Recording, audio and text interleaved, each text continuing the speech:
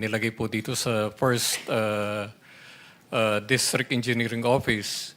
And together with po with the other agencies, kami po ay nag-inspect ng lahat po ng proyekto. We started po with flood control projects and then going towards the other infra projects of the department, Your Honor. Siguro kailangan ho natin, Yusek, bilis-bilisan na pag-i-inspect, lalo na po, okay lang po yung kalsada substandard po yan, madudurog, masisira, magka-crack. Pero pag building po, inexcusable po yun Pag may earthquake at naguho, lalo na po eskwelahan, may mga bata, may pasok, bigla hong gumuho dahil may earthquake, kahit anong tabon yung training natin na duct and cover, pag bumagsak na po yung bubong, kisame, so dapat ito ma-check natin because your former engineers told us before na he believes na substandard ang karamihan ng mga proyekto nila doon sa first district. So you have to do it quickly, Yusek Bisnar. Kasi nga po, mukhang eto na yung mga earthquake, linggo-linggo. Hindi pa natin nararamdaman dito sa Luzon, salamat naman sa Diyos, pero sa other regions nararamdaman na. So, I think kailangan po ninyong bilis-bilisan na magkaroon ng inspection and to certify na pwedeng gamitin yung mga building na itinayo nila doon sa First District. Yes, Mr. Chairman. All right. Now, isa pa hong question ngayon. Kanina natanong na po ito ni Senator Ontiveros. Ito pong DENR, tungkol nga po doon naging issue na pagtatayo po ng kabahayan doon sa kabundukan sa Cebu. And then sinasabi po kanina ni Direktora Abrera na may mga permit, may mga sumunod sa kalakaran, patakaran. Pero paano ho yun? Paano natin papaliwanag sa taong bayan na kabundukan po yung magtatayo tayo ng bahay doon? Kahit na sabihin natin pinag-aralan, may mga studies tayo doon.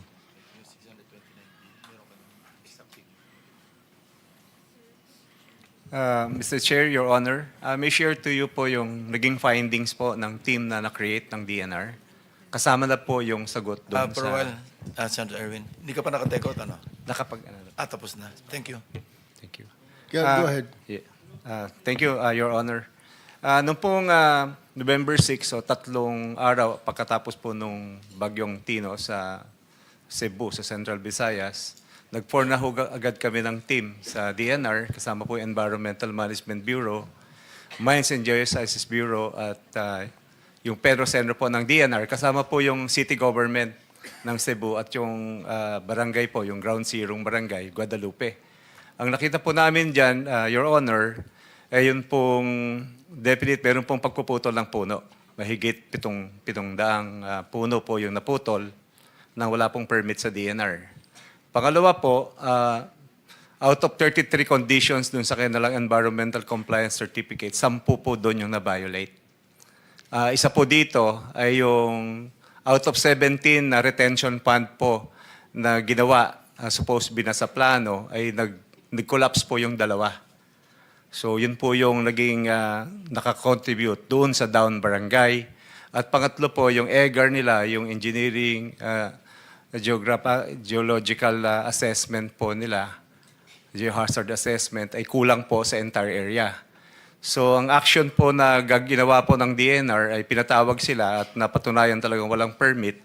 Doon po sa pagpuputol ng kahoy po, Your Honor, definitely a criminal charge po ang ipapile sa kanila under Section 77 of PD 705. Sigurado na po yun at nalaman na namin kung sino yung presidente po ng kumpanya. Ang sabi po nila, meron silang subcontractor, o sige, kasama na yung presidente, whoever's the owner of the subcontractor. So, pangalawa po, dun sa 734 seedlings, puno po na pinutol, Your Honor, sa batas po, kailangan silang mag-replace ng 100 puno kada isang native trees na pinutol. So, that's more or less 73,400. At kami po sa DNR, hindi po kami papayag na seedling ang kanilang ipalit, kailangan puno sa puno. So 73,000 po kapalit ng 700. Kailangan po nilang itanim yan sa lahat ng open areas ng kanilang project. 140 hectares po yan, by the way, Your Honor, malaki. So kailangan itanim nila yun. Kung sobra yon, pipili po kami ng mga katabi o yung mga kabundukang malapit doon para doon itanim. Sa kanila po yung gastos. Para po doon sa na-breach, kailangan pong i-repair nila yun po. At para po sa kaalaman ng committee at ng publiko po, stop po ngayon ang operation ng Monterasas de Cebu. Meron na pong notice of violations at stoppage order. At I can assure you po, as of Wednesday, hindi na po sila mag-ooperate. Except yung i-repair po yung nasirang detention fund at saka i-dissolve po nila kasi baka bumalik po yung bagyo po. So yun po yung gagawin. Kailangan may instant forest sila. At hindi po yun malilip. Wala pong gagawin. Ang ngayon po naman, Your Honor, yung assurance po ng tanong nyo, paano naman po yung mga development. Ang pagkakamali po kasi, Your Honor, pag na-issue ng ECC, akala nila permit na yan. Assurance, nakalagay lang sa wall nila, may ECC na ako, mag-operate na ako. Mali po yun. Kasi yung ECC po, may set of conditions yan. Kaya po dapat sila, isa-isa po ay tinitingnan nila kung sinusunod ba nila yung Environmental Compliance Certificate. Meron pong Pollution Control Officer, lalo na po ito, napakalaking kumpanya nito. Natitingin po dun sa isa na condition po. Para naman po, kahit na itong land development, unfortunately, Your Honor, titulado po itong 140 hectares. 118 titles po ito na nabili siguro ng kumpanya, pinagdikit-dikit nila, at dinevelop po.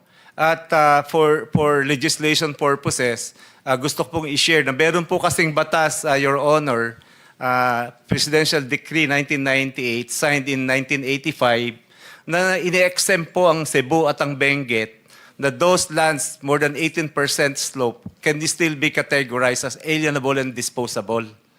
Kaya po pala marami ding development yan na titled property, even though you can see napakataas na niya na, bakit titulado pa yan? So yun yung siguro. And these are all titled. What we can do is just to be very strict in terms of monitoring because we cannot prevent them from developing the area into subdivision. Kaya lang po, Your Honor, tama kayo. Dapat bantayan natin ho ng mabuti at sila naman ho, being responsible, should also be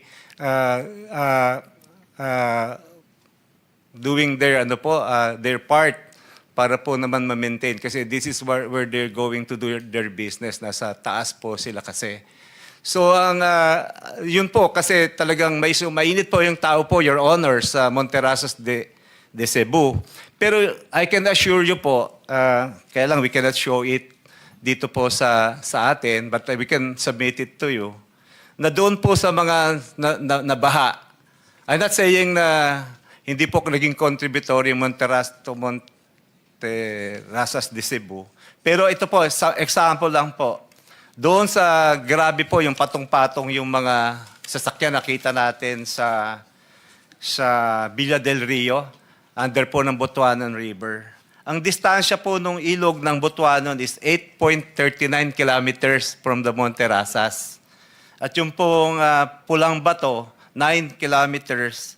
At yung Mandaue po is 8 kilometers away. Hindi pa namin sinasabi na walang naging pero may naapektuhan po doon kasi pinag-aralan namin yung watershed, hindi talaga directly makorelate doon sa naging matindi ang bahaan. Pero ano po yung instruction ng aming kalihim? Ini-evaluate na po namin lahat ng land development dito sa Cebu.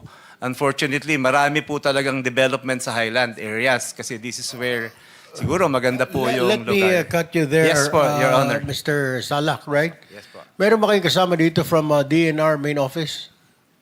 Meron ba kayong kasama other than Region 7? Wala ba kayong kasama from the main office dito? Wala. Kasi I would like to bring to the attention of the committee, kakaproblema rin ho tayo over the weekend. Well, hindi naman problema. Actually, papasalamat mga taga Luzon because of the Sierra Madre. Medyo nabasag yung lakas nung nabawasan yung lakas ni Uwan. Had it not been for Sierra Madre, sigurado po mas maraming fatalities, marami po nawasak. Unfortunately, may mga development na po. Okay, may mga mining, may mga logging. Hindi ko alam paano na-aprobahan yung isang mining company doon. At dahil mukhang ang sabi ho sa akin ng isang tiga DNR, sir, nakapasok po yan kasi nasa gray area siya. wala siya doon sa protected area. Kasi pala po, ang ginawa ho ng may mga batas tayo na para sa Cagayan o Isabela lang po yung protected area. Pero other than that, yung mga lugar, wala po siya eh. Quezon, Vizcaya, Ecija, pati yung po dito sa may Montalban, yung taas po dyan, Sierra Madre din po.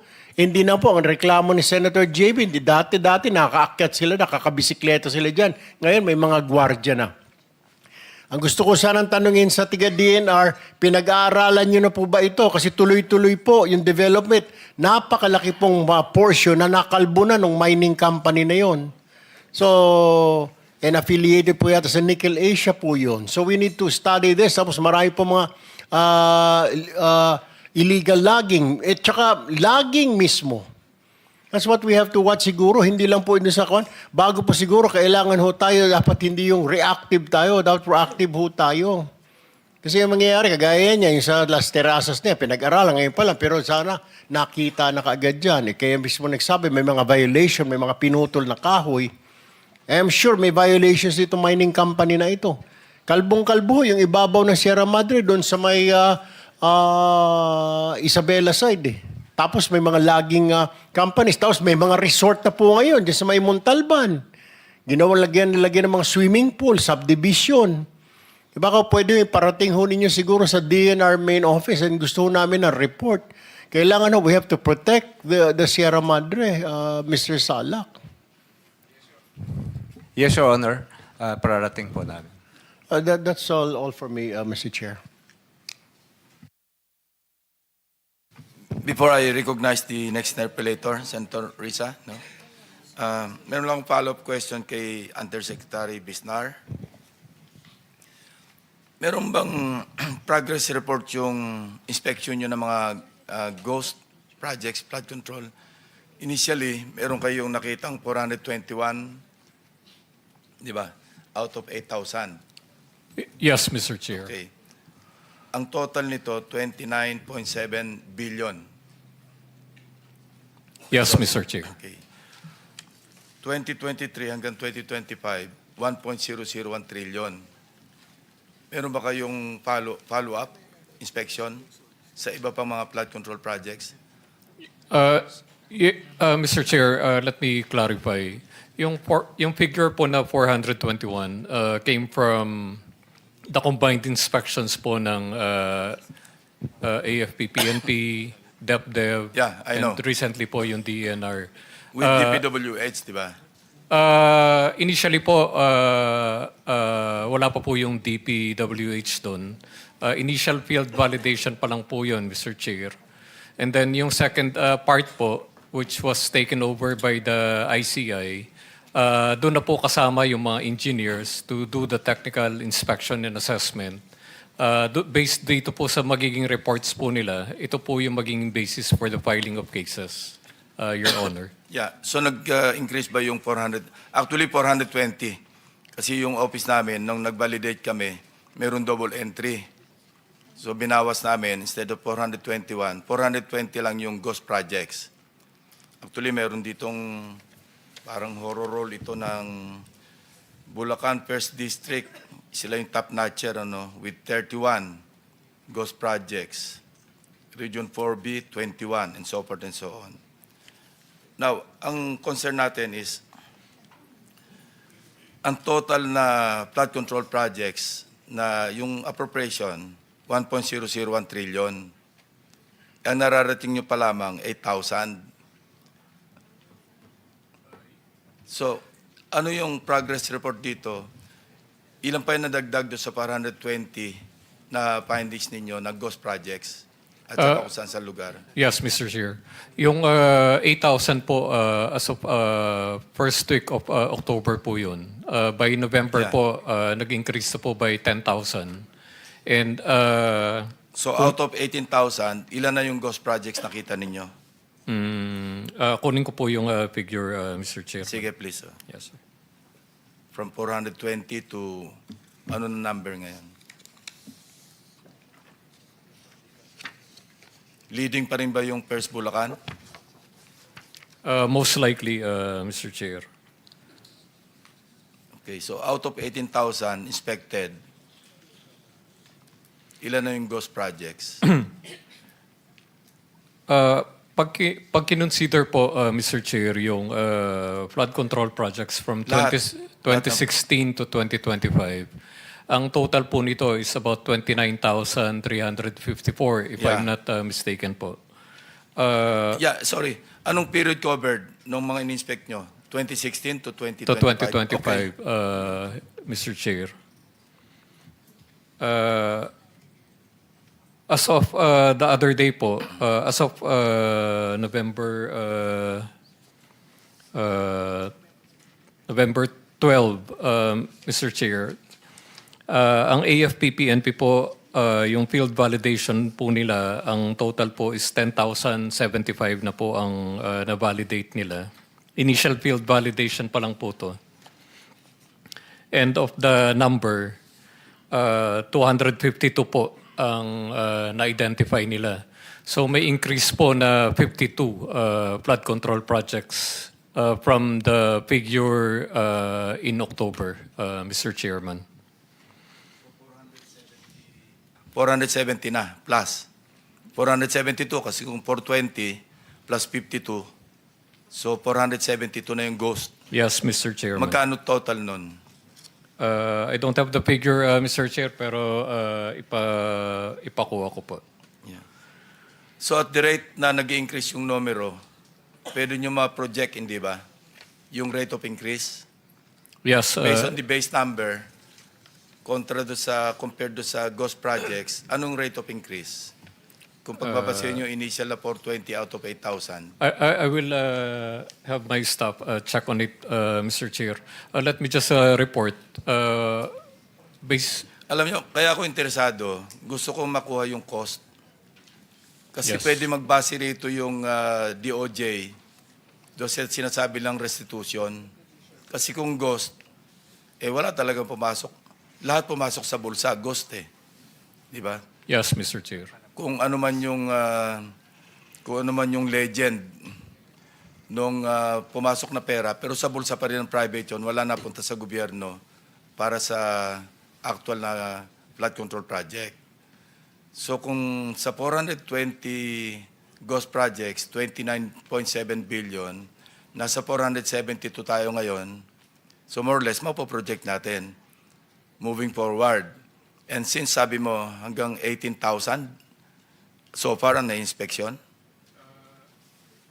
Mr. Chair, yung AFP-PNP po is 10,000. 75.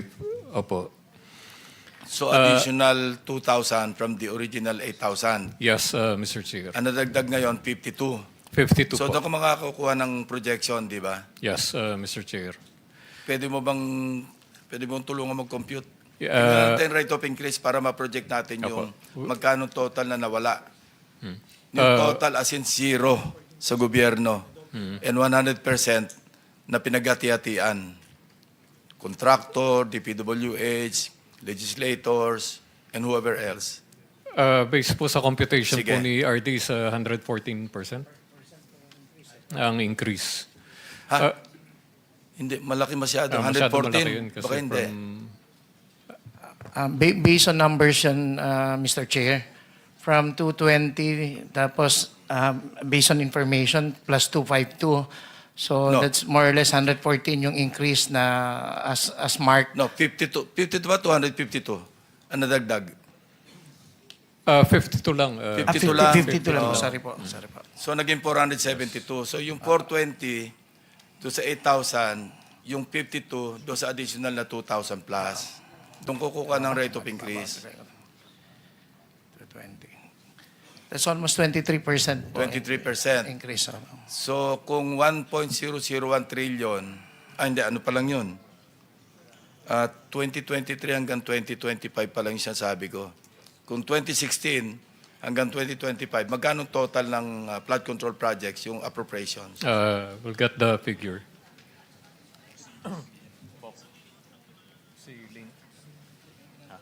Then government should be getting back that amount at least. Hindi pa natin binibilang yung substandard. Di ba? Kung ang nawala na 29.7 do sa 420, tapos naging 472, doon tayo mag-compute kung magkano sisingilin natin doon sa mga kakasuhan natin.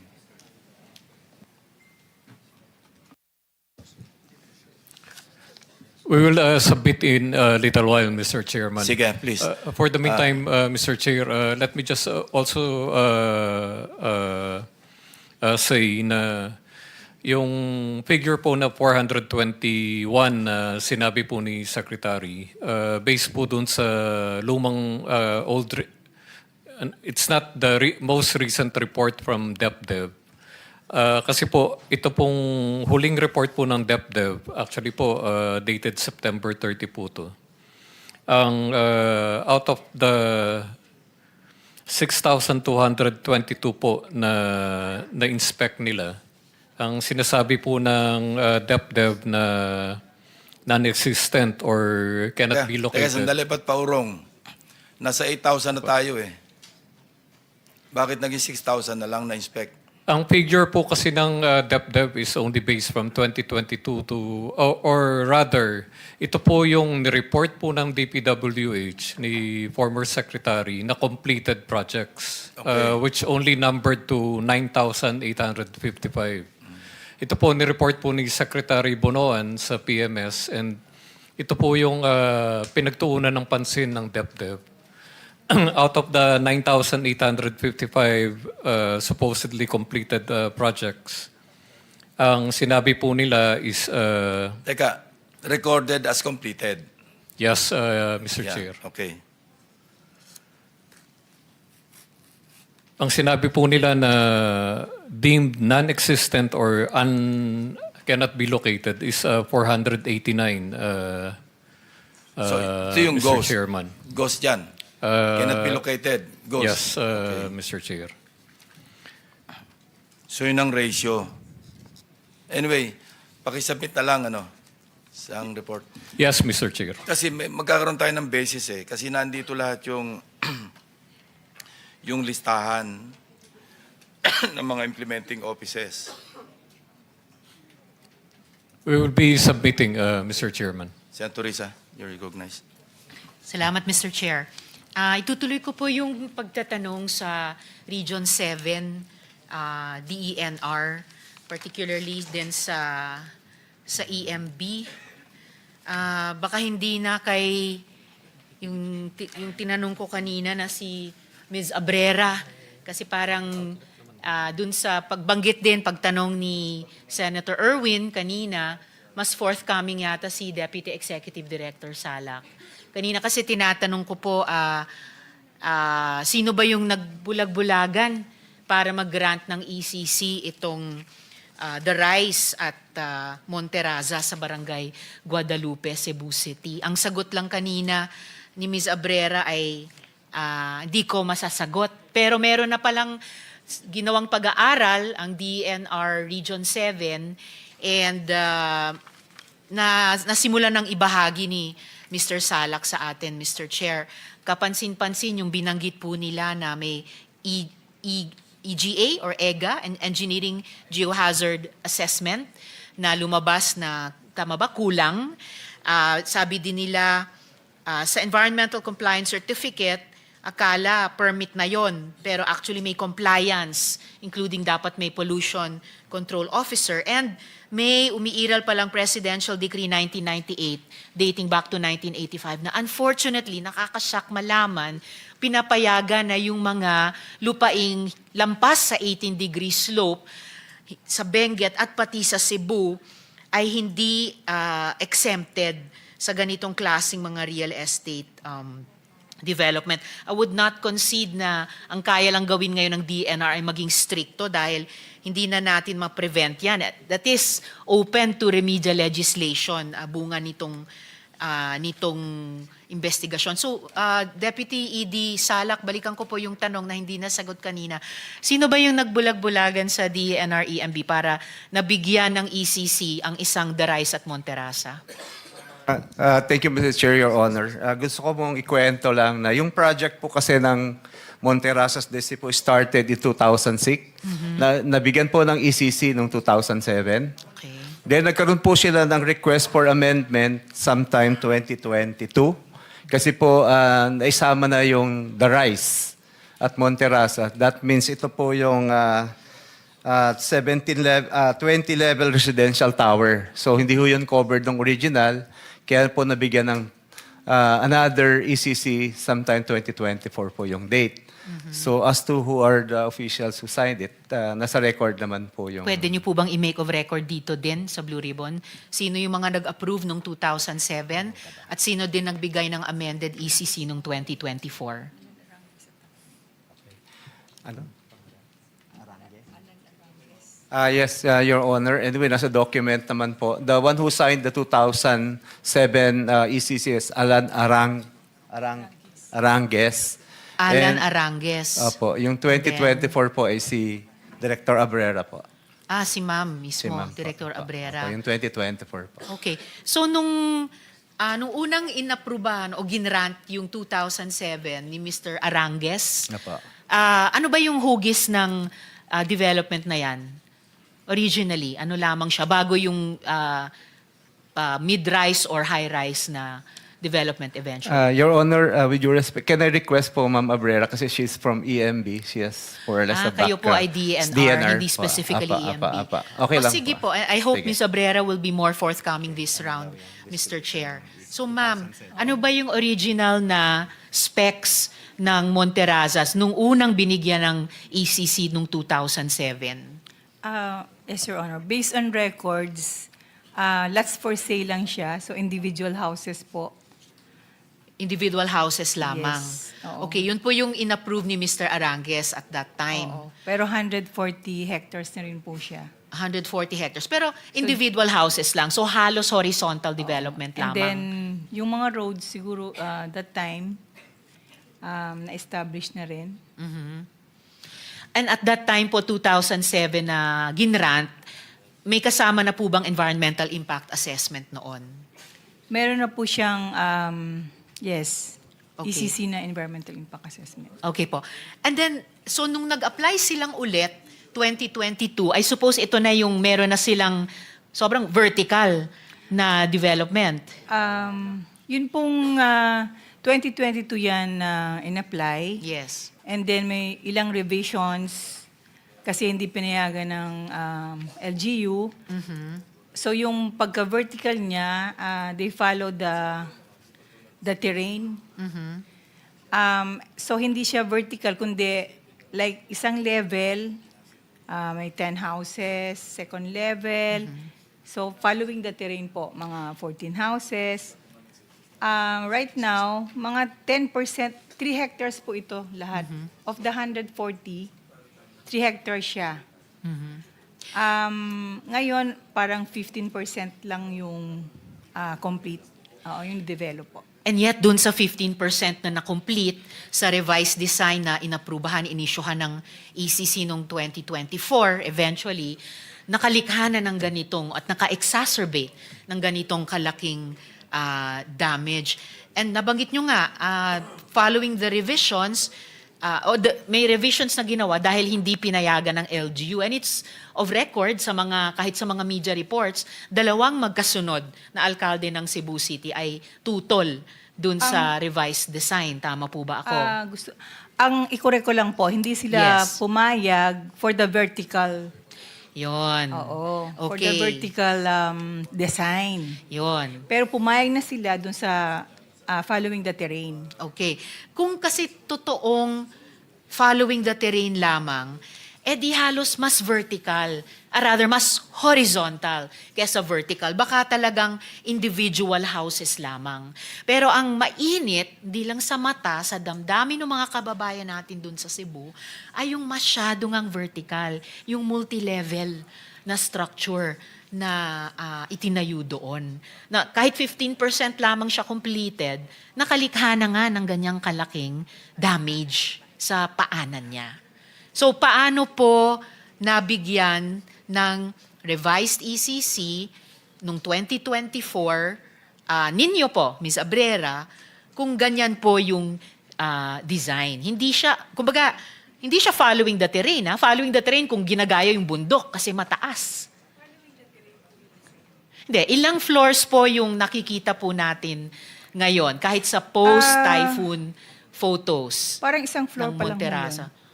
Isang floor or 2 floors. Ma'am, ano po yung nakikita po natin sa balita na several floors na Ay, supposed to hindi be po. may water catchment facility sa paanan niya, but instead, ang naging water catchment ay yung nasa paanan ng bundok kung saan siya itinayo? Yung sa design po, nung inapprove yun, based on the normal average rainfall of 136, meron na po siyang 15,000 cubic meter na and 15 detention ponds. Pero yung sabi actual ni inspection Mr. po, ni Deputy Executive Director Salak, sa 10 ponds na dapat i-construct, yung 2 ay nag-collapse na. Pero first things first, Ms. Abrera, ilang floors yung pinaka medium o high-rise ng building na iyon? yung design po, Yung design, 17. 17 floors. And sabi nyo kanina, 15% Plus pa lang 3 ang basement. completed. So Opo. ilang floors ngayon ang nakatayo? Pero hindi siya matatawag na floors. Levels po siya. Kasi nga, Kung ano man, sa 15 contour, floors or levels. parang houses lang ho siya na condominium na style. And And- then another contour, following the terrain, several houses na naman. So sa 17 floors na designed, and sabi nyo 15% completed, ang kabuuang revised design, ilang floors ngayon ang nakatayo? Hindi pa siya nakatayo talaga. Structure pa lang ho siya. Wala pa siyang, yun hong model house na nakikita doon, hindi ho siya part ng The Rise. Hindi siya part ng The Rise. Hindi po siya part ng The Rise. Across po siya, ibang, pero part pa din ng Monterasa. Pero lahat ng land prep bilang paghahanda sa yung kung may buhos na ba dyan o kung anong foundation work na iginawa, ay para ihanda yung isang 17th floor, including yung sinabi din ni Deputy ED Salak na ang daming pinutol na puno. 734 na puno. Na sa common sense lang natin, kahit hindi pa tayo mag-iisip ng isang daray sa bundok, ay kontra sa common sense nga na magpuputol ng puno, magpuputol ng gubat sa taas ng puno, sa taas ng bundok, kasi yun ang dapat uugat sa lupa para hindi po ito mag-run off dun sa paanan ng bundok. So, and then nabanggit din po ni Deputy ED Salak kanina, oo nga, ang ECC, tama ba ma'am, you're also confirming yung ECC revised na ginrant noong 2024, kulang ng engineering geohazard assessment? Meron po siyang engineering, geological, geohazard Okay. assessment. Anong kulang sa kanya? Noon pong inspection kasi, may mga activities siya na ginagawa na hindi nakasama sa original design. Okay. And So, yet, inaprubahan ninyo yung ginrant Hindi. nyo yung ECC noong 2024? Ang ECC po ng 2024, gaya na po ng sinabi ko, it has gone through the whole process. So nagkaroon po yan ng public scoping, public hearing, technical reviews, may independent body dyan na nag-review din, may committee dyan, body, and then recommended for approval. So hindi yan, instead of usually nga 2 or 3 lang na reviews, naging 4 reviews pa. Tapos yung EGAR, na vertical supposed to be, nirevise po yon to consider yung terrain na ang kanyang design. So, So, ano po yung sinasabi ni ilang Deputy ED revisions? Salak na kulang ang EGAR? Tsaka, Kulang yung EGAR po ma'am, kasi- please be patient with me. Okay Nagtatanong po ako ng tanong Okay. para ang aming komite at ang publiko natin ay maintindihan Yes. itong trahedyang nangyari. Minsan kasi Opo. yung expression nyo para kayong nai-impatient. Ay, Eh. hindi. Just as the language kanina nung isang kuligo, just walk us through Ay, this. yes. Ano po, Yes, para ma'am. Hindi maging po ako malinaw. impatient. Okay, Siguro that's talagang good. ang aking facial expression lang ay ano. Ayun na nga Oo. po. So, Oo, ma'am, ano po hindi. yung Gusto ko kulang talagang sa EDGAR? ipaliwanag din to. Okay. So, nung in-issue po yung ECC na yan, kinompute nila yung detention funds, yung capacity, but yung sa 183, kaya nga yun yung gap, yung 136 may kulang po na 50 millimeter sa laki ng ibinuhos na isang araw ay, according to Pag-asa, naging isang buwan na Kulang rainfall. ng 50 millimeter Yes po. na capacity mag-detain ng ganong volume ng Yes rainfall? po, kasi Okay. yung normal average rainfall is 136 millimeter. And the Ang bumagsak capacity po was ng only Tino for is 183 180. millimeter. So Okay. yung kanyang pong detention ponds, yun lang ang ginawa niya for the 136 average normal rainfall. And nung inspection po, nakita namin na although nag-increase siya ng by 10 cubic meter, so from 15 naging 25.819 cubic meter. Pero sa lakas po ng ulan, talagang hindi po kinaya. So ang violation nga niya, yung during emergencies and heavy rainfall and downpour, wala siyang naging contingency plan. Kaya yung mga in-establish niya doon na mga kinompak niya, because of the heavy rainfall, yun po ay bumigay at sumama sa waterway, intermittent waterway. Ang gusto lang po namin explain dito, dahil sa part of our investigation ay nag-mapping po kami. Saan ba nagdi-drain yung mga runoff pathways? Sige ma'am, Na bago po Monterrasa. tayo dumako dun sa investigation nyo ngayon, post yung disaster, balikan po natin yung ilang baka importanteng detalye ng pre-disaster. Sabi din po kanina ni Deputy E.D. Salak, akala nung ibang developers, or in this case, akala nung developer, na sina Slater Young, na ang ECC, akala nila permit na yon, but may compliance. Wala po ba kayong napansing post-2024 grant nung revised ECC na mga condition na hindi nila kino-comply with, like pollution control officer and other requirements na kung hindi lamang kung kinomply nila, pero kung minonitor ninyo na kino-comply nila, baka hindi nangyari itong trahedyang ito. Minomonitor naman based sa records from 2021 up to 2025 po. Namomonitor naman yan.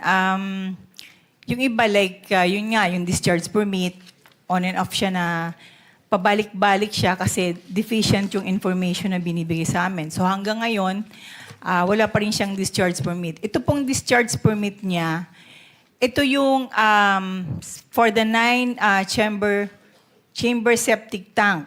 Yung mga individual houses po, kasi dapat may series of connection to na parang further treatment dun sa kanilang 9-chambered Discharge septic tank. permit po kaugnay ng Discharge septic permit tank. po na nagkikater dun sa individual houses dun sa Northridge Sige area ma'am, nila. ibukod na muna natin yung mga non-flood control related dapat na features nitong proyekto covered ng revised 2024 ECC. Minonitor nyo po ba sa DNR-EMB Region 7 na yung mga flood control aspects ng proyektong ito ay kino-comply with? Lalo na after na monitor nyo na, or late na ba yun na nakita na 734 trees ay pinutol. Plus, hindi naman din po nagkulang yung ibang mga stakeholders, whether sina Attorney Falsi, si Sir Alcazaren, na bago pa itong trahedya ay nagbababala na po na yung disenyo mismo poses hindi lang degradation dun sa mountain ecology doon, but poses a danger dun sa lowland communities na yun na nga po yung nagmaterialize ngayon. Sa design po kasi, ang dinesign niya, ay maganda kasi yung pagka-present niya sa kanyang EAS document. At ito ay diniliberate naman ng review committee. So, meron po siyang harvesting tanks in every condominiums and household and houses. Harvesting tank sa Yes ulan. Po. Yes. To collect. Nakalagay po dun sa kanyang document, 60 to 70% ang i-collect. And yung mag-overflow lang or yung surface runoff na 30%, yun lang ang mapupunta sa detention ponds. So hindi pa naman... Nag-materialize po ba yung ganitong mga projections dito Meron sa na po nangyaring siyang... trahedya? Hindi pa po siya nag-ooperate. Ayun na nga Ngayon, po may mga detention ponds na siya. So, ibig sabihin nun, naka-ready naman na yung mga detention ponds kasi hindi pa nga siya nag-ooperate. Wala pa siya supposed to be na surface runoff. Pero pag may mga development activities po yan, may natural surface runoff po yan. Pero Yes, hindi ma'am. kasi Pero laki hindi kaya- ng ibubuhos sa Yes, but detention ponds. Hindi kaya sa buong process ng project development, hanggat hindi pa naitayo yung bawat unit, bahay man yan, or yung proposed 17-story structure, na di umano meron namang flood control components, during the construction phase pa lang, dahil ganun ka-bare yung construction site, sa isang fragile na location, na pinutulan pa ng daang-daang puno, na dapat sanang ugat nun ay magbibigay ng dagdag na security sa lupa, kahit pa po umulan doon. So ito po yung nangyari. Construction phase pa lang, 15% completed, baka fatally flawed ang design. Hindi lang yung completed design, pero yung stages of construction. Na sa next round ko po, Mr. Chair, babalikan ko. Because I think, ang DENR naman, hindi naman po kayo real estate agency. Kayo yung Environment and Natural Resources Department. So, hindi lang yung sustainability ng mga ecosystems natin, pati yung kaligtasan nating mga tao na nakikipamuhay sa kalikasan at various stages ng pag iniiba natin ang contours ng kalikasang iyon. So I'll just suspend my interpellation for now, Mr. Thank Chair. you, Salamat Senator po. Risa. Senator Sherwin, it's your turn. Thank you, Mr. Chairman. Mr. Chairman, I would like to direct my questions kay Mr. Bernardo. Mr. Bernardo, ano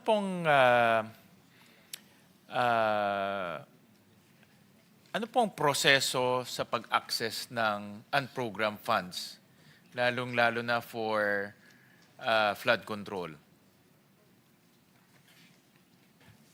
Mr. Chair, as far as I know po, yung unprogrammed funds are funds which became excess revenue. Sa akin pong kaalaman ito, Mr. Chair, hindi lang po ako, narinig ko lang po ito, na once the unprogrammed funds are available, the DBM can tell DPWH na, okay, meron ng pondo ang unprogrammed. So, with that, the DPWH is prompted to submit letters of request for the funds to be accessed from DBM. Yun po yung gagawin. So, susulat po ang DPWH.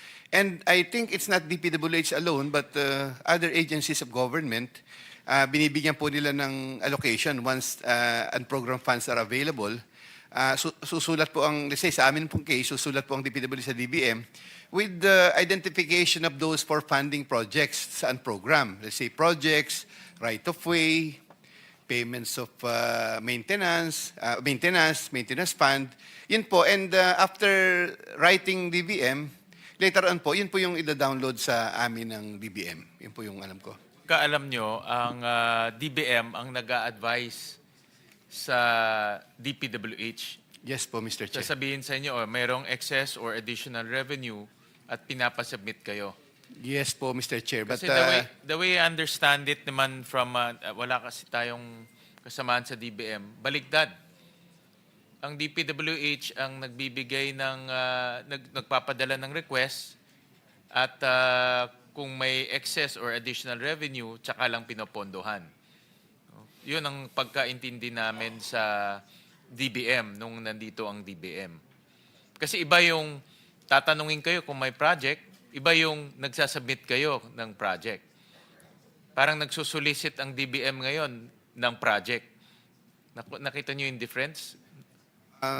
Yes, Mr. Chair, but of course, we do not know the amount of unprogrammed funds available. Correct. Oo. So initially, DBM will tell us through, I think it's verbal or talks lang po, sasabihin na, meron kayong 10 billion na unprogrammed funds. So you prepare a list of projects, you prepare a list of the requirements na which you may submit to DBM for unprogrammed funds. Yun po yung binibigyan later ng pondo. But sa totoo pong kwento, wala pong nanggagaling na sulat sa DBM. Kumbaga, it's only a verbal advice or kung instruction na may available na ganitong amount. Yun po yung pagkakaalam ko. Sino po ang Mr. Chair. nagbibigay ng verbal advice Eh, from DBM? Kasi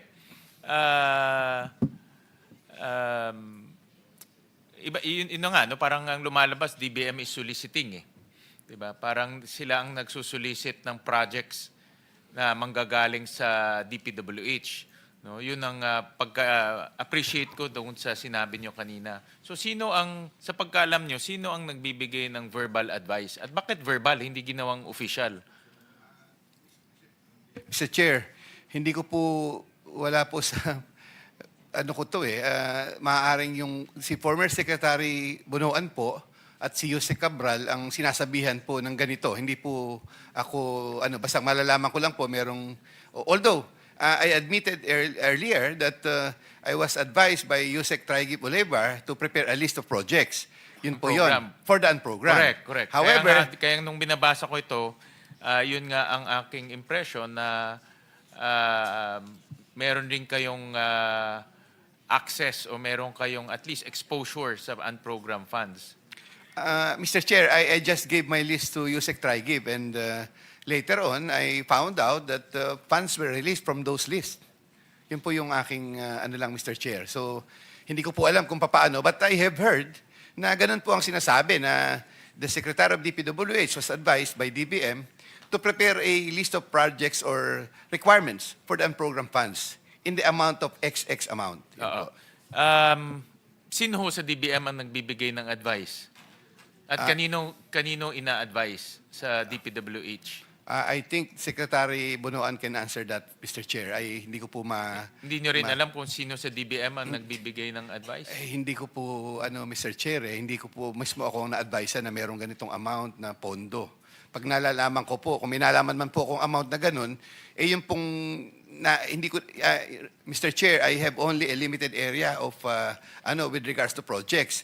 With regards to the unprogrammed funds, for maintenance and other requirements of the department like right-of-way, etc., it's Jose Cabral po yata who was apportioning the amount with Secretary Bunuan.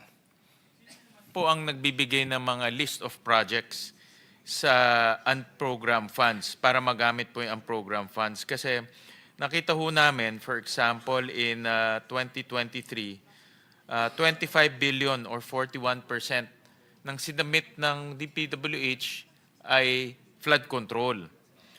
Pagdating ng 2024, lumaki siya. 85 billion or 64% ng mga sinamit ninyo or sinamit ng DPWH sa unprogrammed funds ay flood control. So sino ho nagsasabi, nagde-decide kung anong projects ang isasubmit sa DBM for the access of unprogrammed funds? Finally, ang pagkakaalam ko po, Mr. Chair, of course, even if I gave the list to Yusek Traigi Bolivar, it comes back to the PWS. They are being advised, especially Yusek Cabral, to prepare a request for those projects and also with other projects. Hindi ko po alam yung ibang request. Ang ano ko lang po dito, ang na-retrieve ko lang po yung aking na-request. But definitely, there may have been other funds na kasama po noon na na-request po yon. So, Yusek Cabral, being the planning Yusek, was the one who prepared the list for signature of the Secretary Bunuan. Kayo ba, may access ba ho kayo sa unprogrammed funds? Ay, wala na po, Mr. Kayo, miss, yung Ako kayo, po? kayo bilang USEC ho kayo ng operations, di ba ho? For NCR Opo. and some other areas. Kayo ba ho, meron ba kayong access sa unprogrammed funds during your tenure as USEC? Wala, meron po akong naalala noon. I think, hindi ko po Mr. Chair, I cannot really be concrete. I cannot answer it in a concrete way because there may have been projects allocated from Secretary Bunoan and projects from Tri-Give Olivar na doon po nasama sa program. Sa unprogram? Yes po, Mr. Pero Chair. kayo, meron ho kayong capability na, gamitin natin yung unprogram. Wala po, Mr. Chair. Wala po akong access na ganun. So, Mr. in the Chair. case nung kay Tri-Give, siya po ang nagbukas na manggagaling yun sa Yes po. unprogram. Yes po. Yes Paano po, Mr. naman ho siya nagkaroon ng access sa unprogram? Hindi naman ho siya DBM, di ba ho? Hindi ko po alam, Mr. Chair. Basta't ang usapan naman po dito, mag-submit ka ng listahan. So, when the list came out with funds, yun na po yung nun. And based on your, dito sa experience nyo kay Mr. Tri-Give at unprogram, lumabas ba ho yung project niyon gamit ang program? Yes po, Mr. Chair. Nung pong project ni, lumabas po yun yung Nino?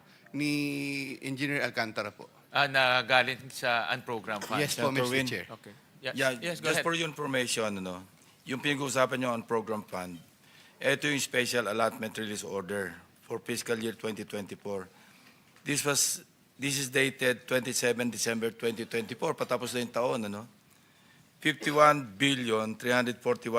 51,341,420,000, of which yung flood control niya nasa mga 30.8 billion. So ganun kalaki ang napakawalan from the unprogrammed fund. So tama po yung direction nyo sa ating budget for next year. Alisin talaga natin yung mga items na hindi kailangan sa under the unprogrammed fund. So ito yung, imagine, 30.8 billion coming from the unprogrammed fund na release sa mga district engineering offices for implementation. Di ba? Ang laki na nasayang. Pero bakit galing sa unprogrammed? Alam naman natin yung parameters, di ba? Excess collection sa non-tax revenue, di ba? Not even tax revenues. Tapos may accompanying revenue measure. Tapos yung approved loan. Yan lang naman ang kailangan eh. So saan ang galing tong 50 billion na sinasabi niyang, maybe you were referring to this, yung kay Yusek Olivar. Yes po, Mr. Chair. Yes po. Hindi ko po sigurado kung yan ang bumangga talaga doon sa aking listahan. Yeah. But definitely, ganyan po yung pamamaraan at sources po niyan. And the department cannot just release this. Yes po, without the, of the DBM Yes. and Malacanang, di ba? Hindi ko na po kayang Yeah, sagutin anyway. yan, Mr. Chair. Hindi ko po kayang Anyway, sagutin. thank you, Senator Win. Thank you, Senator Ping. Kasi nung budget hearing po ng DPWH, in the 2024 GAA, meron na po tayong mga 250 billion in terms of flood control, more or less, no? Tapos nadagdagan pa ng another 85 billion in unprogrammed funds. So lumalabas siya 330 billion. But ang pinagtataka ko ho, in 2023, 41% ng project flood control. Pagdating ng 2024, naging 64%. Merong deliberate attempt na palakihin yung flood control doon po sa share. Kasi malaki ang komisyon. Yun na nga ho. No? Kaya So I'm trying to dumapunta. understand ho kung sino ba ho ang may discretion na palabasin po yung unprogram at pumunta ho siya sa flood control. Yun po yung aking I'm trying to understand. At kung merong insider information si Mr. Bernardo kung paano po ang takbo ng unprogram. Kasi in unprogram, lump sum siya eh. No? Even in the GAA, wala talaga siyang mga line item.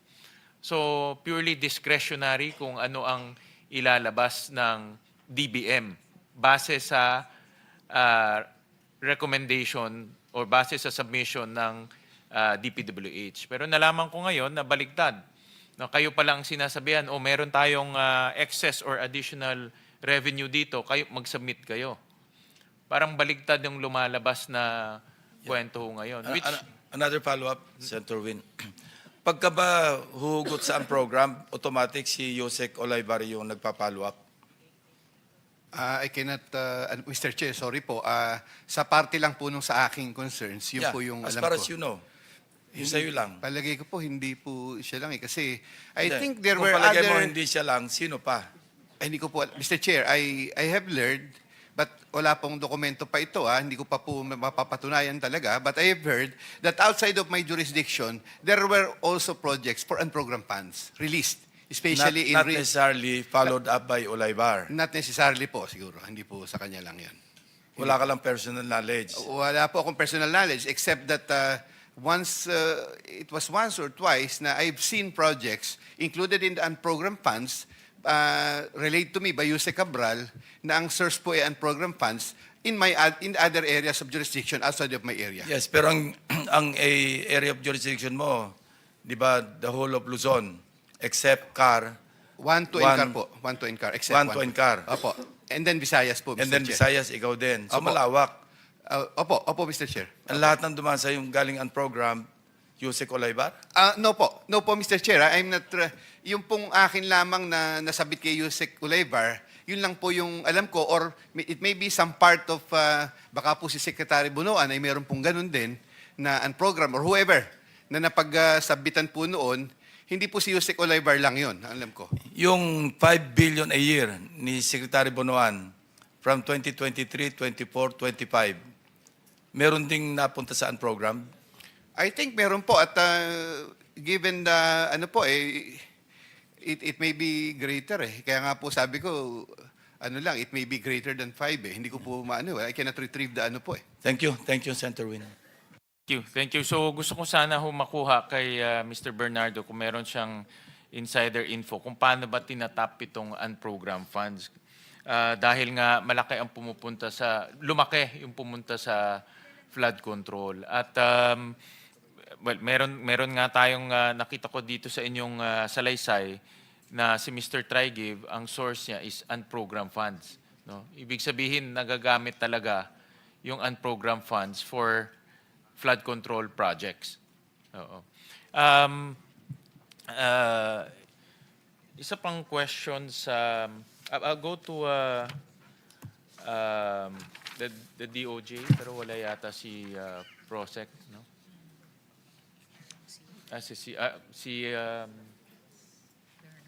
Attorney Hernandez? Bernardes? Mr. Chairman, Your Honor, I am Attorney Bernardes. I am the Program Director of the Witness Protection Program.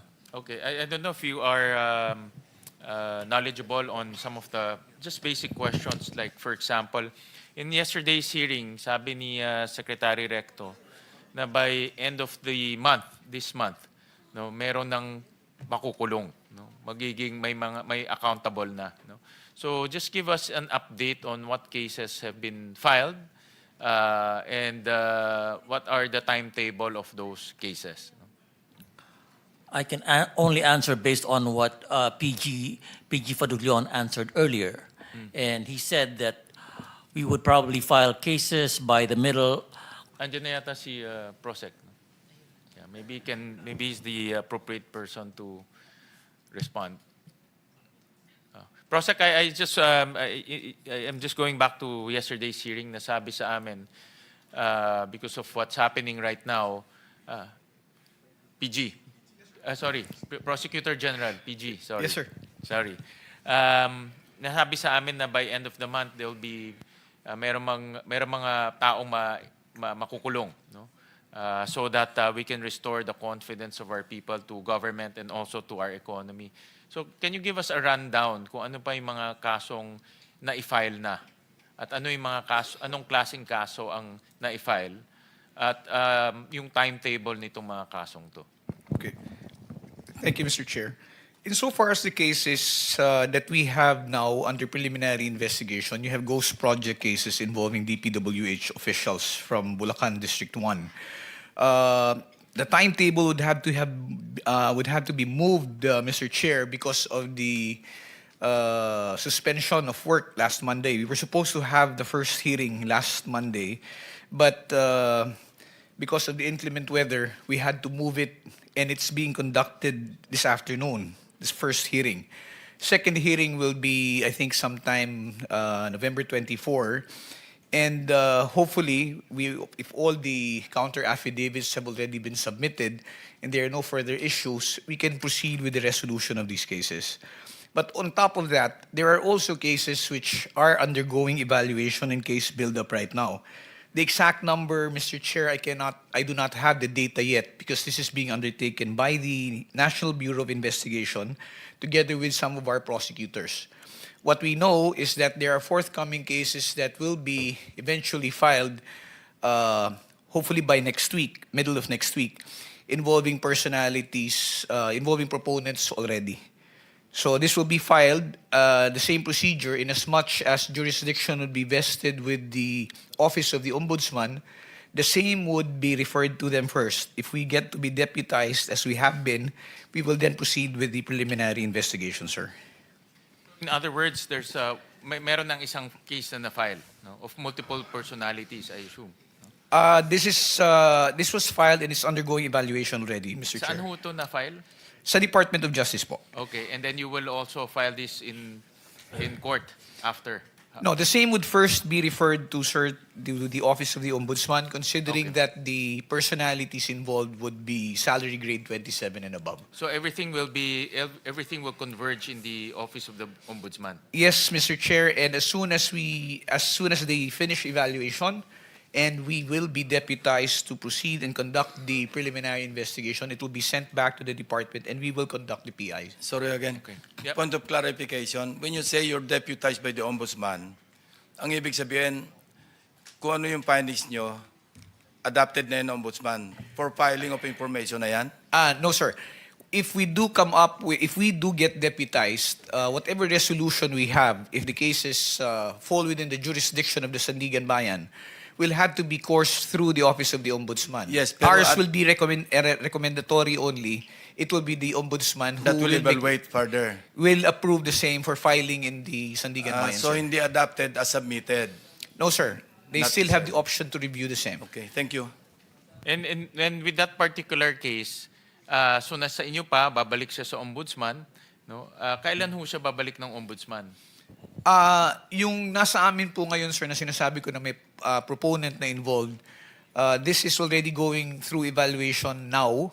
We hope to be able to send it to the Office of the Ombudsman by early next week po. So by early next week, they'll review it again. Then send it back to us if we will be deputized to conduct the preliminary investigation. Okay, and from there, And from there, the subpoenas will be issued by our team of prosecutors, and then we'll conduct the preliminary investigation, come up with whatever resolution, sir, and submit it to the Ombudsman for approval. babalik ulit sa kanila. Opo. Kasi po, ang jurisdiction nga po is Sandigan Bayan. So, kailangan po na ang may authority na mag-file sa Sandigan Bayan ay ang Ombudsman lamang po. So after all those going back and forth, kailan mafa-file? Well, if we're looking at a timetable, sir, as far as the proponent is concerned, as soon as it's sent back to us, let's say kung mabalik din po sa amin by next week, the week after that, we will already start issuing the subpoenas. And that would be the third week already of November. Pilitin po natin, kung matapos natin yung buong proseso within the Christmas season, hopefully we'll be able to finish it, sir. So heard the statement of the President na even prior to the Christmas, meron ring mga makukulong. Is this the case that he's referring to? I do not know. I'm not aware if that's the same But case. this is the most advanced case, diba? The one you mentioned? No, sir, kasi we can only account for the cases which are being investigated by the Department of Justice. There are also cases which have been filed directly with the Office of the Ombudsman. So we are not By privy... the ICI. By the ICI, and we are not privy to the progress of those cases which are pending So before iba pa them. yun sa ICI, in other words. Iba pa po yun. Oo. So iba pa yun sa DOJ. Wala po. Ang ginagawa po ng ICI sa pagkakaalam ko, Mr. Chair, is that whatever cases they want to be referred, they bring it straight to the Office of the Ombudsman. Okay, okay. Kami naman po, para wala hong duplicity, whatever cases we endorse or send to the Office of the Ombudsman, we make sure that ICI is also informed and furnished with copies para wala hong duplication. Correct. I think I asked that during the budget deliberations. That is correct, Para Mr. walang duplication. That is correct, Mr. And Chair. do you have knowledge whether those cases filed by the ICI are in what stage right now? Well, all I know is that some of them are undergoing field investigation by the Office of the Ombudsman.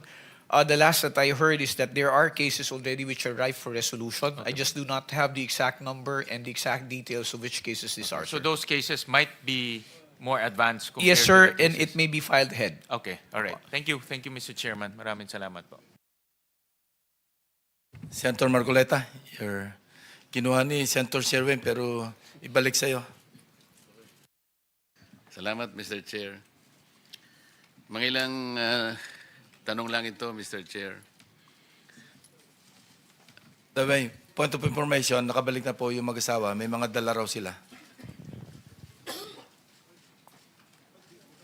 Ano po yung pinagpaguran nyo sa inyong hearing, Senator Marcoleta? Ito yung napagpaguran nyo sa hearing nyo, yun, dala na nila.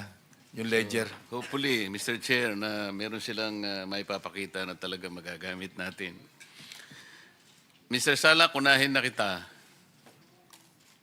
Meron kayong tinatawag na River Basin Control Office na nasa inyong departamento. Tama ba? Yes, Mr. Chair, Your Honor. Yes po. Totoo po yan. Kailan ba nagawa yung opisina na yun? Kailan na-establish? Hindi ko po alam, Your Honor, eksakto, pero matagal na po ako sa DNR. Matagal na po yung opisina na yan po. 10 years? So kasabay mo siguro? 35 years na po ako eh. Kaya nga, Hindi naman. siguro 30 years na yung RBCO, tama? Hindi ko po sigurado. So matagal na. Apo. Kasi, alam mo ba yung mandato ng RBCO? Yes po. Sabihin mo. Sila po yung nag-ano po ng master plan po for the sustainable ano po ng ating mga rivers. Especially mga major river system po sa ating bansa. Oo, yun ang they serve as the lead oversight Yes, opo. agency for all river basins. Yes, sir. Yes, And Your we have Honor. 18 river basins in Major the entire river country. basins po. At ini-integrate nila yung mga national plans and programs of flood control, Yes, Your Honor. including environmental protection. Yes, Your Honor. Napaka-importante ng kanyang mandato, tama? Opo. Tama po, Your Honor. Pero sa tagal nila sa inyong departamento, wala kong nakitang sino man na tumestigo sa committee ito na sila'y nakipag-coordinate o sila'y pinuntahan, for example, ng DPWH sa paggawa ng napakaraming flood control projects. Kasi kung hindi mo isasaalang-alang ang mandato nito na siya pala yung gagawa ng master plan to integrate a comprehensive master plan, lahat ng gagawin ng DPWH, mula ng pagdating ni Ferdinand Magellan sa ating bansa hanggang ngayon, walang mangyayari sapagkat hindi sila konektado. Tama? Tama po, Your Honor. Kaya failure ang ating mga flood control projects. Hindi dahil sa napatunayan na natin ang maraming katiwalian, ang maraming korupsyon, ang lawak at ang lalim, kasing lalim ng mga baha na dumating sa ating bansa.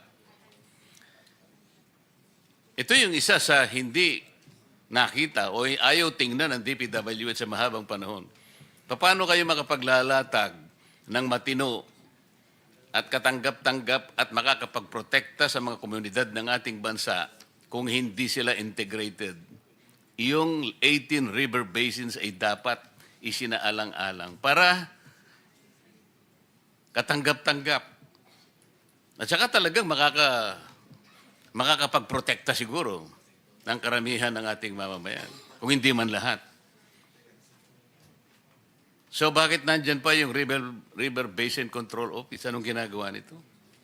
Kung wala naman palang, walang pakinabang.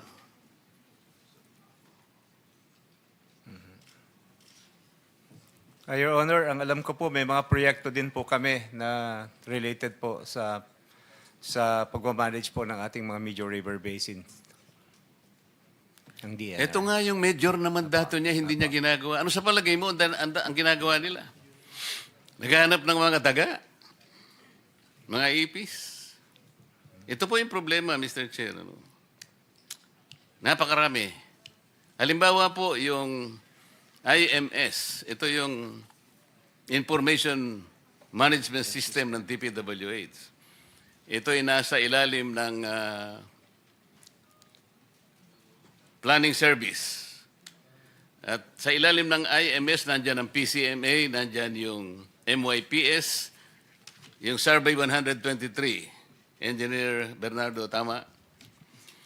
Ito yung ginagawa actually para mabantayan, mamonitor yung upgrading, yung pag-update ng progress ng mga proyekto, lalong-lalo na yung pinag-uusapan ng flood control projects. Kung hindi akma, kamukha ngayon, napatunayan na kahit sinasabi po nilang real-time geotag, ang dali palang takpan yun. Kukuha lang ng ibang litrato, isasalpak na ganyan. Akala mo, totoo na ang accomplishment is so much percent already. Pero hindi totoo eh. Kaya naglipa na yung ghost projects. Inamin po ni Yusek Cabral, nang nandito siya, at nakikinig po si Secretary Bonoan noon, na yung sinabmit po nila na naging sumbong sa Pangulo ay base sa MYPS. Ito yung multi-year projects system. Ang dapat sana palang ibinigay nila ay yung PCMA na kahit papano ay medyo malapit-lapit sa katotohanan. Gumawa po kami ng pagsusuri dito sa dalawang application na ito, Mr. Chair. Nag-random po kami sa napakaraming mga projects. Easily, lumitaw po sa pagsusuri namin. Wala pang isang araw, 14 po na projects na hindi magkakatugma po yung coordinates. Isang maliit na difference lang either sa X or sa Y. Alam po ninyo ang variance na nakita namin, discrepancy, mula sa maliit na about 67 meters to about 700 meters. Yusek Bisnar, sa harap ng napakalaking deviation ng mga coordinates, gusto po namin matukoy talaga kung ilan ang bilang ng ghost projects. Pero kung pagbabasihan po ninyo yung maling input na ibinigay, sapagkat ito ay nakabase sa MYPS, pati kayo may liligaw din yan. Di ko alam kung paano nyo gagawin. Ito nga po, hindi talaga real time. Walang satellite pala ang DPWH. Kaya nga, nung pagdinig ng Philippine Space Agency, na imungkahi nga namin, tulungan mo na nga ang DPWH. Baka kayo, makakonekta kayo talaga ng direkta ng satellite. Kasi po, yung pag-update ninyo, Yusek Bisnar, once a month, at the end of every month. So yung galaw lang ng isang kakasangkapan lang ng encoder, yung inyong project manager doon sa baba, hit niya lang. Wala na, sarado na yun. Paano nyo susubaybayan lahat ito? Pinag-uusapan natin halos 9,000 flood control projects. Sa harap po ng katotohanan, napakaraming applications. Meron pa po kayong CPES. Yung CPES nyo ay Constructors Performance Evaluation System. Na kung saan tinitingnan ninyo ang bawat aspeto, kung sino talagang magaling gumawa, kung sino. Pero lahat ng ito nawala ng saysay. Yung lalim, yung lawak, ang nakita nating katiwalian at corruption, hindi na mapasusubalian kahit kailan.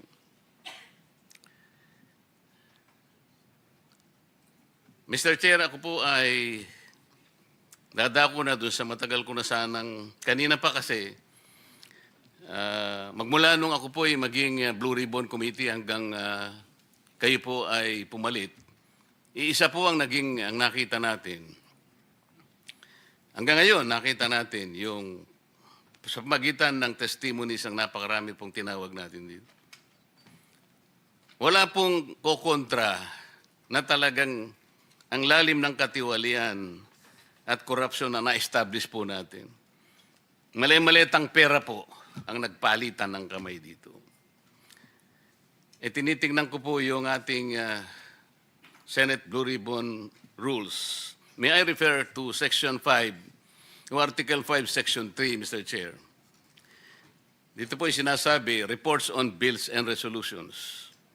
Where evidence of malfeasance, misfeasance, and nonfeasance is uncovered in the course of the committee's investigation, the matter may be referred to the Ombudsman or to the DOJ or to any appropriate agency as the case may be. Sa opinion ko po, ay palagay ko tama na po na mula dito ay i-repair na po nating lahat. Sapagkat yun po yung ating tuntunin. Nandito nga po yung ating Prosecutor General. Hindi ko pa nga alam ba't nandito siya sapagkat i-repair naman namin sa inyo. Ito po yung tuntunin dito. Hindi kami makikipag-compete sa inyo sapagkat kami strictly in aid of legislation. We have come across this problem, the magnitude no one can deny. And jurisprudence pa nga ho, Mr. Chair, Neri versus Senate, ito po yung sinasabi. Should respondent committees uncover information related to a possible crime in the course of their investigation, they have the constitutional duty to refer the matters to the agency or branch of government. Lahat po ng ito ay hinugna para i-repair either sa DOJ, sa Ombudsman, sa nating National Prosecution Service. Sinasabi pa po, while it may be a worthy endeavor to investigate the potential culpability of high government officials, including the President, in a given government transaction, it is simply not a task for the Senate to perform. The role of the legislature is to make laws, not to determine anyone's guilt of a crime or wrongdoing. Our Constitution has not bestowed upon the legislature the latter's role. Just as the judiciary cannot legislate, neither can the legislature adjudicate or prosecute. So the legislature remains to be an instrument for legislating laws. We cannot adjudicate, we cannot prosecute.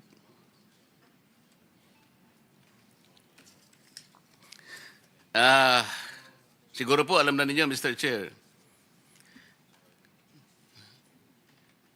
hindi ko po alam anong oras, but I think earlier hours, nagpadala yata former Congressman Saldico a video recording. At dyan po ay napakarami niyang sinasabi na aligasyon, ngunit hindi po pwedeng hindi bigyan po ng atensyon. Nagpapatunay lamang po na lumawak na po talaga at lumalim ang pinag-uusapan nating problema.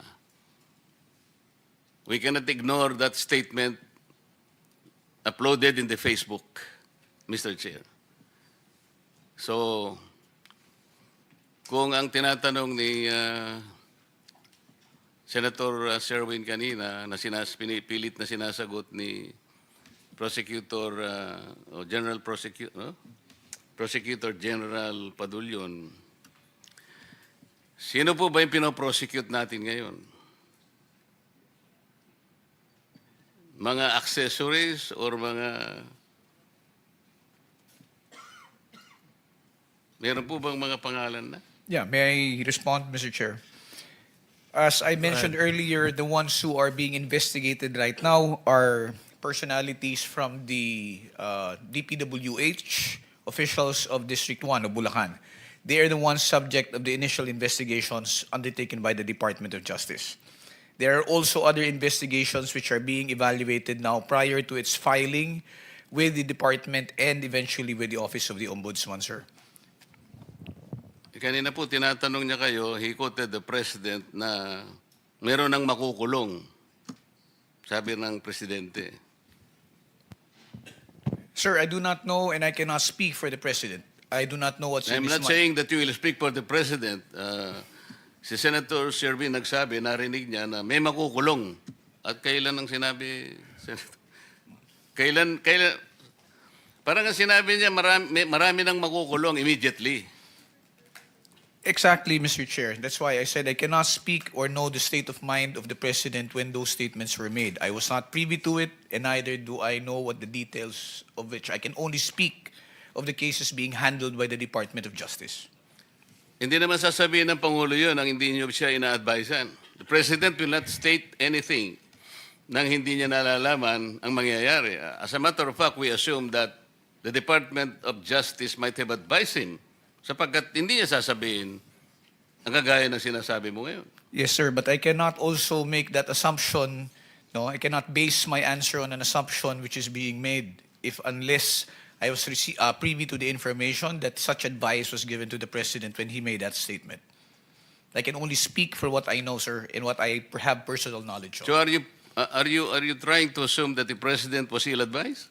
I'm not saying that the President was ill-advised. I just do not know who spoke to the President, sir, before he made that statement. We're not saying that somebody spoke to the President. Senator Sherwin heard that the President was assuming that there will be somebody who will be jailed immediately. Yes, sir. But your statement, Mr. Chair, is that you are of the assumption that the I am Department not of assuming. Justice made that I am statement. not assuming anything. We're saying that the President told that somebody will be jailed. Kasi kung halimbawa, preliminary investigation pa lang, at saan kayo ng bola, pupunta kayo kasi di ba meron kayong, sabi nyo nung isang araw, the briefing, meron kayong memorandum of agreement with the Ombudsman that the DOJ can directly file cases to the Sandigan Bayan. What happens to that? Sir, if we go over the memorandum of agreement simply says that we have the authority to investigate, and whatever the results are of our investigation, if it involves personalities with salary grade 27 and above, or cases cognizable by the Sandigan Bayan and offenses committed in relation to the performance of one's function, the same will still have to go through the Office of the Ombudsman for approval before it gets filed before the Sandigan Bayan. That was not the kind of explanation given to me in the earlier hearing. Kindly wrap up. I'll give you 1 more minute. Okay. Thank you, Mr. Chair. So, wala kang nakikitang immediately na makukulong, di ba? Up until the results of the investigation are finished, I wouldn't be able to make any statement to that effect, sir. Meaning to say, yes. Yes, sir. Thank you. Thank you, Mr. Chair. Thank you. Senate President. Thank you, Mr. Chairman. Thank you very much. Buti nabanggit ni Senator Marcoleta yung kayo may mga video. Kasi Mr. Alex of Legacy, yung Alex Abelido, may napanood akong video mo eh. Sabi mo wala kang flood control. Tapos wala kang ghost. Tama, ikaw ba yan? I'm representing Legacy, sir. Legacy, ikaw. Yes po, sir. Napanood ko yung video eh, ikaw eh. Ikaw ba yun? Yes, Your Honor. Okay, tapos, parang may mga actuation ka ron, tapos sabi mo, wala kang ghost, wala kang luxury vehicles, maganda yung asawa mo. Yun ang mga sinabi mo dun eh. Ikaw ba yun? I think somebody just played with the video, sir. AI? Yes, sir. Yes, So, Excuse teka me, muna. Senate President. Ako napanood ko rin yung sa TikTok, Ikaw nagsasalita, sabi mo, wala po akong luxury vehicles, wala po akong ganito, pero maganda po yung asawa ko. Sir, somebody just played with a video. Probably. Pero boses mo yun, at saka itsura mo yun. Hindi po. Hindi Mr. mo President. boses yun? Hindi po. Anyway, so hindi pala ikaw yun. Because, sasabihin ko sana, parang ano yun sinabi mo dito na meron kang flood, ghost flood control. Your Honor, we don't have any ghost projects.